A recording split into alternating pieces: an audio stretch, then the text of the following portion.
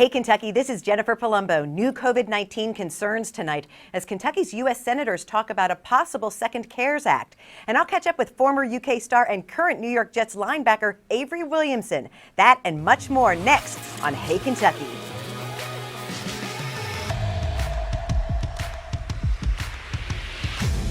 Welcome to Hey Kentucky. I'm Jennifer Palumbo, in for Mary Jo Perino. LEX 18 Sports Director Keith Farmer is my co-host tonight. Happy Friday, Keith.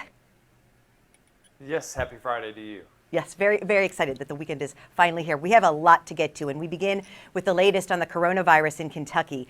We've seen a spike in cases this week, and today Governor Beshear announcing 797 new cases. That's the second highest total so far.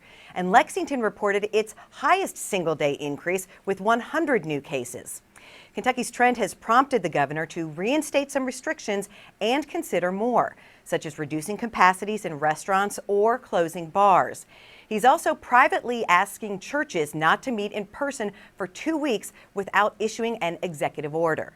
Meanwhile, UK Healthcare has announced 26 of their COVID-19 test results were incorrectly shown as positive due to a software flaw in one of the testing platforms.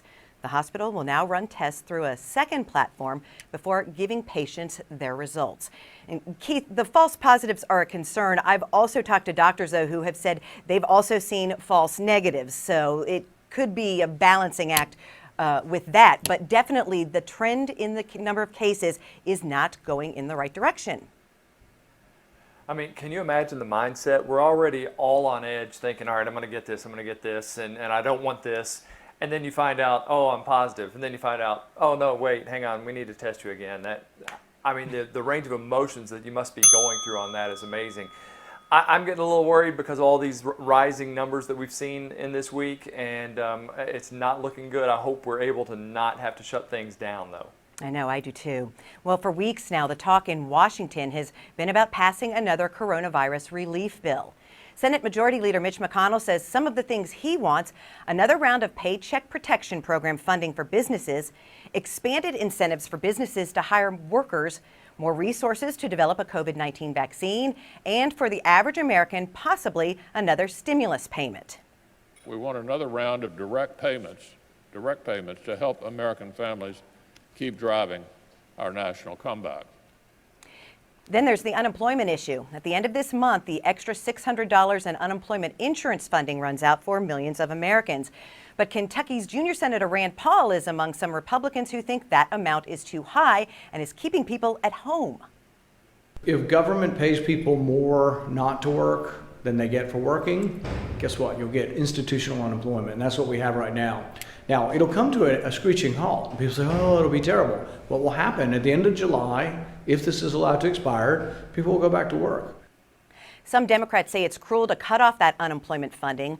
McConnell says the bill known as CARES Act 2 is expected to be unveiled next week. Keith, the issue, though, is that $600 at the beginning was a flawed system because there are some states where $600 goes a long way, and a state like New York, where in New York City it doesn't go far enough. So I would think that they could figure out a way to adjust those rates for the states, because if they just get stimulus money, how is that going to help these people who can't go back to work because their children aren't going back to school? Oh yeah, that's a couple of great points actually. When you talk about the differences in states and cities and that kind of thing, and then also talking about their kids having to do school at home when they're trying to go back to work, those are both great points. So the thing I think about though is that yeah, $600 might keep some people home, but $600 is also going to not keep some people are going to want to go back to work and get paid more. So I'm not sure I can totally agree with what Rand Paul is saying there. And I would guess some of those people who are staying home because they're getting paid more, it's probably a small percentage. For the majority of people, they want to get back to work. I'd agree, yes. Yeah. Well, now a follow-up to Kentucky's unemployment woes. The company hired to help the state clear its backlog of applications is getting paid nearly 5 times the fee they charged Colorado. Republicans are calling out Governor Beshear's administration for paying Ernst & Young $1.5 million more than Colorado paid. But a state official says the company is handling more complicated claims than those in Colorado.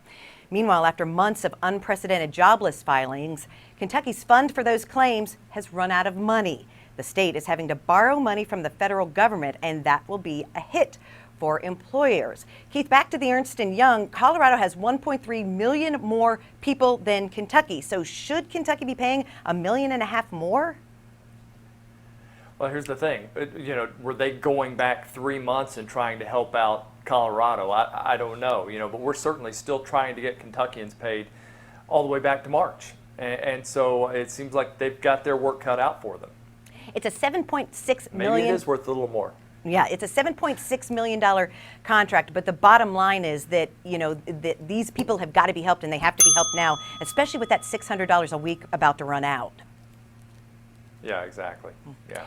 All right, well, Keith, let's talk some UK basketball now. On Monday, Coach Cal's Cats started individual workouts, and UK has released new video of the team. The new Cats seen in action include Davion Mintz, BJ Boston, Devin Askew, Lance Ware, and Olivier Sarr. Their interactions have been limited, and the whole team hasn't played together in front of the coaches, but there is still plenty to be excited about with this new group. On Tuesday, Coach Cal tweeted, "Little extra bounce in my step the last 2 days because I've had a chance to work with our guys. Hasn't been much, just individuals, but getting to see their faces and talk a little basketball has me smiling." And Keith, it has True Blue fans smiling as well. So much hype and excitement about this team.